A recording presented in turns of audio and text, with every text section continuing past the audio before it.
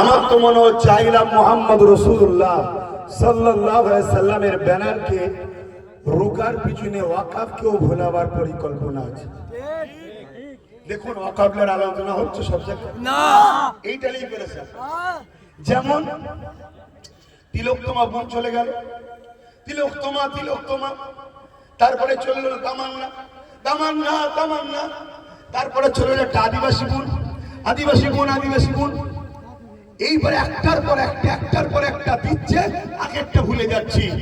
তা আগামী দিন এই ওয়াকাফকে নিয়ে সমাজ বিরোধী, ইসলাম বিরোধী, সংবিধান বিরোধী, মানুষের অধিকারের জন্য যদি আমি আব্বাস সিদ্দিকী ব্যারিকেডে ডাকি, ঘরের কাছে ডেকেছি এসেছেন, ব্যারিকেডে যদি ডাকি ঘাটের পয়সা খরচ করে আমারটাকে কারা সারা দিয়ে যেতে রাজি আছে?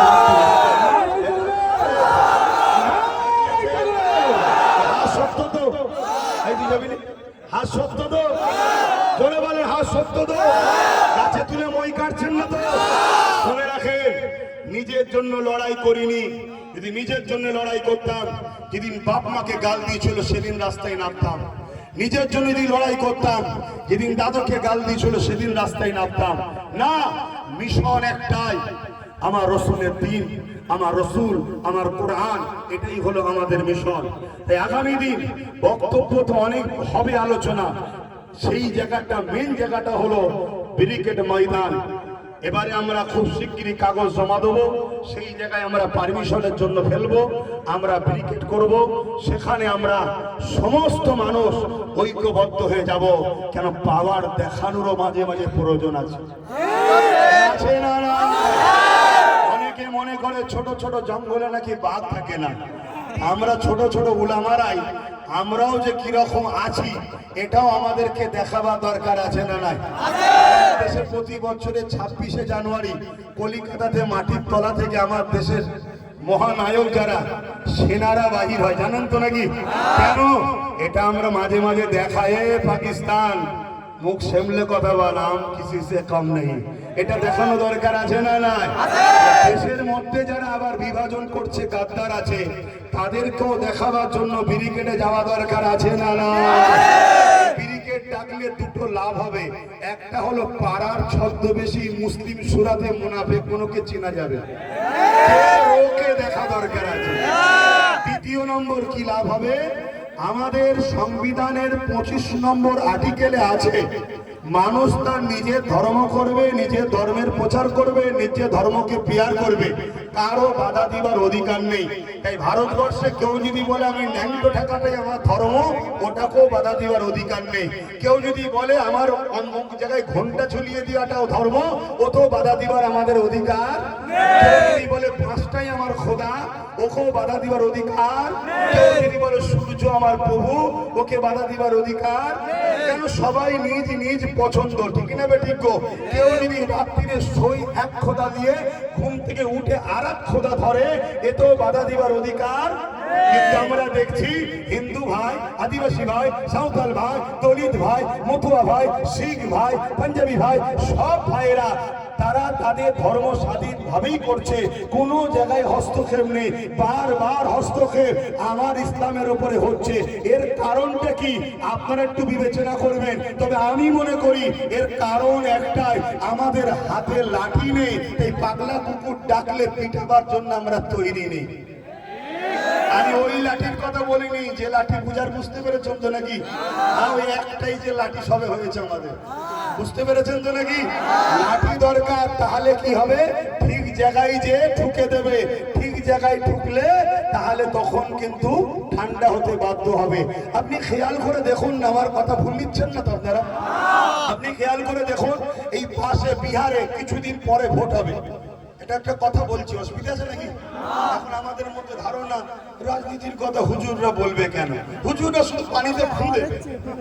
হুজুরদের, মৌলী সাহেবদের, ইমাম সাহেবদের কাজ রাজনীতি করা বলা নয়। আরে উমর ফারুক হুজুর অর্ধেক পৃথিবী চালিয়েছে, আবার ইমামতিতে দাঁড়িয়ে নামাজও পড়িয়েছে। তাহলে আজ আমাদের উলামাগুলো কেন এরা নেতা লিডার হতে পারবে না? কেন এরা ইমাম করবে না? আমার এলাকার নেতৃত্ব দেবে না? যেখানে শরীয়তে ছাড় আছে, তোমার বাধা দিবার অধিকার কে দিয়েছে? এটা ভাবতে হবে। আমাদের তো ক্ষতি সব থেকে বেশি তারাই করলো যারা বললো জাকাত আর মাদ্রাসা আমাদের, বাকি সব তোদের। তারাই তো শেষ করেছে আমাদের ঘরে। আজকে আমার ছেলে যদি 90% নাম্বার পায়, তাকে একটা স্কুলে ভর্তি করতে গেলে সেখানে সুপারিশ ছাড়া হবে না। সুপারিশ নিতে যার কাছে যাবেন সে সকালে একবার আয়, বিকালে একবার আয়, দুপুরে একবার আয়, রাত্রিরে একবার আয়, এই করে করে হ্যারাসমেন্ট করছে।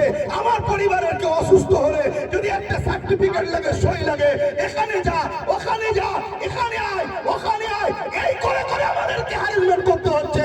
আজকে উলামারা নিচয় বসে আর দুনিয়ার জোর নেতাগুলো তারা গদিতে বসে। আমরা আর কত নিচু হব, আর কত নিচু হব? যখন আমার ইসলামের উপর আঘাত হয়, সব রাস্তায় নেমে পড়ো, আন্দোলন করতে শুরু করো। ঠিক এইভাবে কেন রাস্তায় নেমে ঐক্যবদ্ধ হয়ে বললে না যে আমরা লিডার তৈরি করব, আমার ইসলামের উপর আঘাত এলে তারা প্রতিরোধ করবে, আমরা ঘরে কাজ করব? এটা ভাবলে না কেন?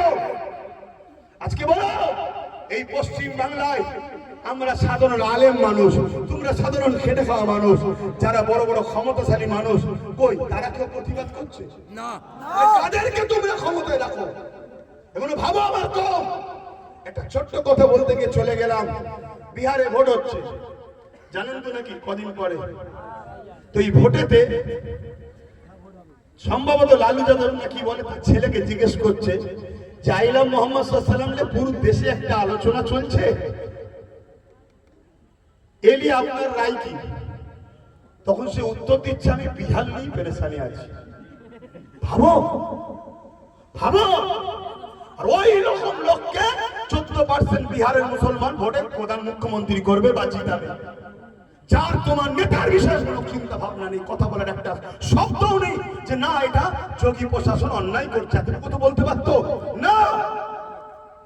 তুমি ভাবো, আমার তো যেমন আমার রাজ্যে কেউ বললো কি যে ওয়াকাবলে আন্দোলন এখানে নয় দিল্লি চলে যাও, বলেছো না বলেনি? এই তো চলছে আমাদের অবস্থা। অতএব চাইলা মুহাম্মদ সাল্লাল্লাহু আলাইহি ওয়াসাল্লামের বিরুদ্ধে যে প্রশাসন বা যারা আঘাত দিয়েছে তার থেকে বড় আসামি আমরা। আমরা সারা জীবন একে বাঁচাও একে রোকো, একে বাঁচাও একে রোকো, একে বাঁচাও একে রোকো, একবারও আমরা ভাবলাম না আমরা কবে উঠবো, আমরা কবে দাঁড়াবো, আমার কম কবে দাঁড়াবে, নিজেদের কখন পাওয়ার আসবে, একবারও আমরা ভাবিনি। এই জন্য আজকে আমাদের এই দুর্দশা হচ্ছে।